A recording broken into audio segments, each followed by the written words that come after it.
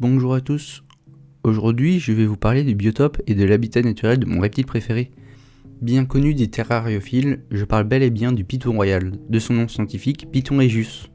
Vous le connaissez sûrement si vous vous êtes intéressé aux reptiles en captivité. Pour faire simple, c'est un serpent crépusculaire voire nocturne, de la famille des Pythonidae. Il est carnivore et facilement apeuré. Bon, aujourd'hui je ne vais pas décrire son maintien, mais plutôt le milieu dans lequel il vit, car cela peut vous être utile pour reproduire les conditions de vie de ce merveilleux python en captivité. Mis à part, je ferai peut-être une vidéo sur son maintien. Dans la vidéo d'aujourd'hui, je mettrai en bas à droite de l'écran les sites web dont je prends les informations et leurs liens dans la description. Je crois que c'est bon pour l'intro, alors je vous laisse sur la vidéo. Le python regius vit en Afrique, et plus précisément du centre du Sénégal jusqu'au nord de l'Ouganda. Les zones où leur population est la plus abondante est au Nigeria, où il y a environ 6,6 individus par hectare, ensuite au Togo, et au Ghana, où il y a cette fois-ci une population qui varie de 0,839 à 2,77 individus par hectare. Le Bénin est aussi une grande zone où l'on peut croiser des regius. Pour vous donner un ordre d'idée, quant au Nigeria, ce serait comme s'il y avait 69 564 pythons royaux dans Paris. Je vous donne ici quelques exemples de température et de précipitations dans certaines régions du Nigeria. Du Togo, du Ghana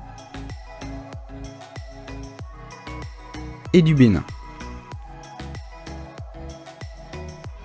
Vous avez pu voir que la saison sèche en hiver et la saison des pluies en été. Nos pythons habitent souvent vers les champs anthropiques, plus particulièrement de manioc ou d'igname, où les proies sont assez abondantes. Ils habitent aussi les plaines herbeuses, les savanes humides et les forêts clairsemées à denses. Les regius apprécient particulièrement comme cachette les endroits humides comme les terriers de rongeurs où ils auront auparavant mangé leur hôte, ou les termitières abandonnées. Et les grands plus de ces anciens habitats de termites, c'est qu'ils sont souvent étroits, et le python royal adore les endroits comme cela, donc assez étroits, humides, et avec une température quasi constante de 27 degrés Celsius, produite entre autres grâce aux micro-organismes qu'il y a dans les termitières. Les autres cachettes se situent souvent sous des rochers ou entre les racines des arbres. Pour chasser, les regius, à cause de leur corps lourd et trapu, ont adopté autant dans la nature qu'en captivité la technique de l'affût. Ils choisissent un bon site d'embuscade et dès qu'ils repèrent une proie adaptée, ils courbent leur premier tir du corps en S, puis attrapent la proie pour la bloquer et l'étouffer dans une constriction. Attention, à l'affût ne signifie pas que les regius restent toute leur vie dans un trou, au contraire des études montrent qu'ils seraient plus actifs comparé à ce que l'on pourrait croire lors de la chasse.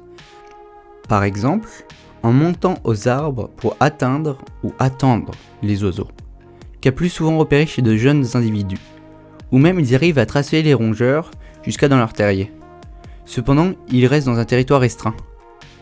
Dans la nature, ils se nourrissent surtout de 5 rongeurs, le rat géant africain, le rat noir, le rat à nez roux, le rat hirsute, et de certaines espèces de mulots.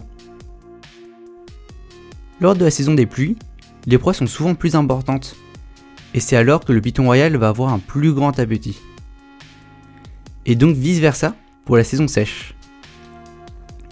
Inversement, les plus grands prédateurs du python royal sont les humains, les mammifères carnivores, les grands rapaces et les cobras noirs. Prédation mise à part, les humains les utilisent principalement pour le commerce. L'espérance de vie d'un regius dans son milieu naturel est d'environ 10 ans, contre 20 ans en captivité. Dans la nature, le python royal est souvent très apeuré et a tendance à attaquer si on le dérange.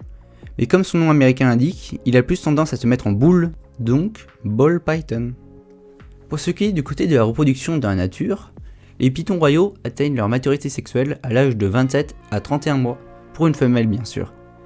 Et elles s'accouplent pendant la fin de la saison humide, donc de mi-septembre à mi-novembre. Les œufs éclosent quant à eux, souvent dans une termitière dans une période de la mi-avril à la mi-juin. Je crois avoir dit le plus important pour ce qui est du biotope et de l'habitat du python royal. J'espère que la vidéo vous aura plu. et qu'elle vous aura appris des choses. Comme d'habitude, moi j'ai pris beaucoup de plaisir à la faire. N'hésitez pas à me dire ce que vous en pensez dans les commentaires. Moi je vous dis à la prochaine pour une nouvelle vidéo. Allez, ciao!